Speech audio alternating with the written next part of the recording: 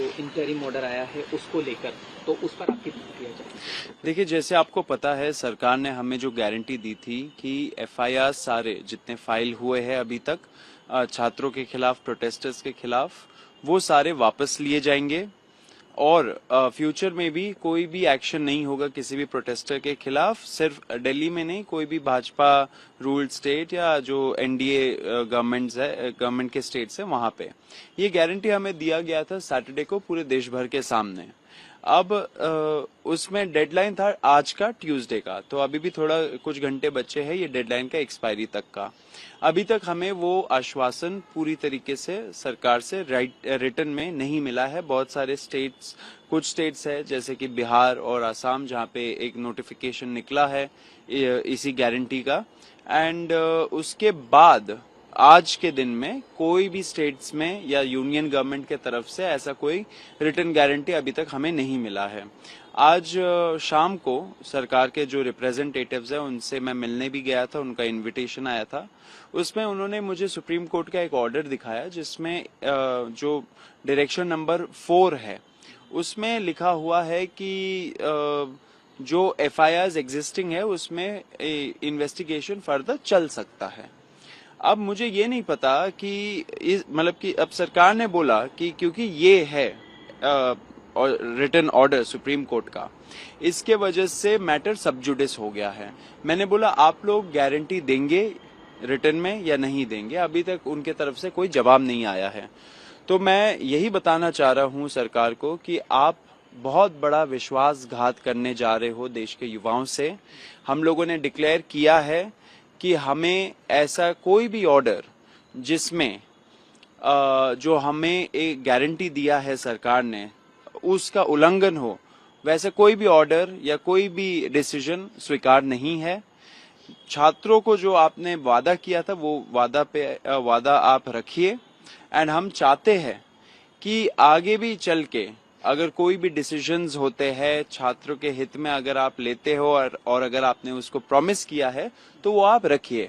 अगर आप नहीं रखते हो तो हम बता देना चाह रहे हैं कि हम लोग फिर से एक बहुत बड़ा प्रोटेस्ट का ऐलान करेंगे। दिल्ली में होगा, दूसरे स्टेट्स में भी होगा, एक तरीके से पूरा नेशन वाइड हम लोग फिर से प्रोटेस्ट करेंगे, क्योंकि जो छात्रों का हित है उस पे हम लोग काम करते रहेंगे। एंड जो जितने भी प्रोटेस्टर्स हैं जिनको टारगेट किया जा रहा है या फ्यूचर में जाके उनको टारगेट किया जाएगा, उनको हम लोग बचाएंगे, उनको हम लोग अकेला नहीं छोड़ेंगे। तो सरकार को मैं बता देना चाह रहा हूं कि आप ऐसा विश्वासघात मत करिए किसी भी युवा के साथ।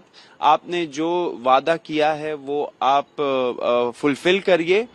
अगर आप नहीं करते हो तो फिर से छात्र एक बार रास्तों पे उतरेगा। क्योंकि मेरी जो आपसे बात भी हुई थी, आपने कहा था कि मंगलवार वो दिन है जब आप एक्सपेक्ट भी कर रहे हैं और ये शायद एक डेडलाइन थी कि आज तक शायद जवाब आना था जी। तो अभी हम ये समझे कि अभी जैसा कि आप कह ही रहे हैं कि अभी उधर से कुछ ऑफिशियली कुछ नहीं आया है।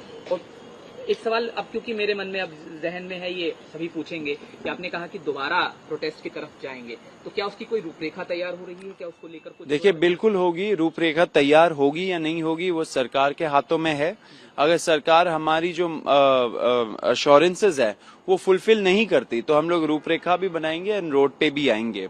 मैं ये भी बहुत क्लियर कर देना चाहता हूं कि जो सुप्रीम कोर्ट का ऑर्डर है उसमें कहीं ये नहीं लिखा है कि सरकार एफआईआर को विड्रॉ नहीं कर सकती। ऐसा कुछ भी नहीं लिखा है ऑर्डर में। सरकार इस ऑर्डर का झांसा देते हुए उसको वेपनाइज ना करे। सुप्रीम कोर्ट को पॉलिटिसाइज मत करिए, सुप्रीम कोर्ट के ऑर्डर्स को वेपनाइज मत करिए, क्योंकि ये बहुत बड़ी गद्दारी होगी युवाओं के साथ। तो आपसे यही, सरकार से यही रिक्वेस्ट है कि अभी कुछ घंटे बचे हैं, हमारे जो डिमांड्स है उस पर अपने अश्योरेंसेस दिया है उस पर आप कायम रहे। कोई डेडलाइन आप देना चाहेंगे कि इसके बाद, क्योंकि कुछ घंटे बचे? और साथ साथ मेरा सवाल फिर भी वही है जो शायद सब पूछेंगे कि क्योंकि ये मामला सब जुडिस हो गया तो जाहिर है आपकी तरफ से कोई लीगल तरीके से भी इसमें कोई जवाब दे जाने की तैयारी होगी। देखिए, ये जो पिटिशंस फाइल हुए थे पीआईएल्स, उसमें कॉकरोच जनता पार्टी या हम में से कोई भी उसका पार्टी नहीं है, लेकिन डेफिनेटली ये जो पिटिशंस है वो हमारी प्रोटेस्ट से रिलेटेड है। अब सुप्रीम कोर्ट को भी समझना चाहिए कि कैसे उनके ऑर्डर का दुरुपयोग होता है।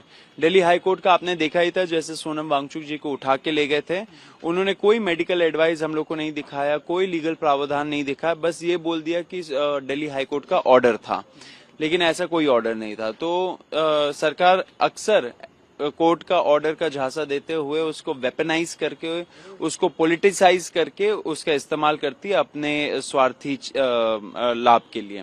लेकिन ये सब चीज नहीं चलेगा। युवा देख रहा है, युवा समझता है, पढ़ा लिखा युवा है।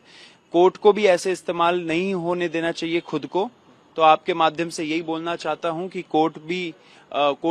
कोर्ट में जो जजेस बैठे हैं उनको भी समझना चाहिए उनके साथ क्या हो रहा है, उनके ऑर्डर्स का कैसा दुरुपयोग किया जा रहा है।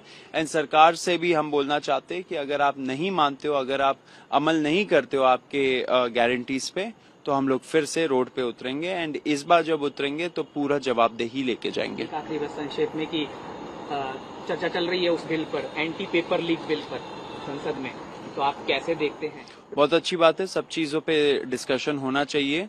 जो सरकार अगर कुछ प्रावधानों को स्ट्रेंथन कर रही है वो अच्छी बात है।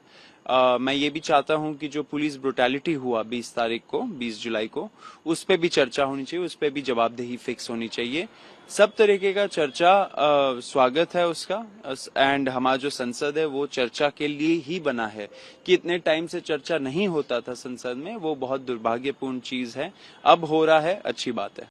अगर आप ये वीडियो YouTube पर देख रहे हैं तो हमारे चैनल को सब्सक्राइब कर बेल आइकन दबाएं, और Facebook पर देख रहे हैं तो हमारे पेज को लाइक करें।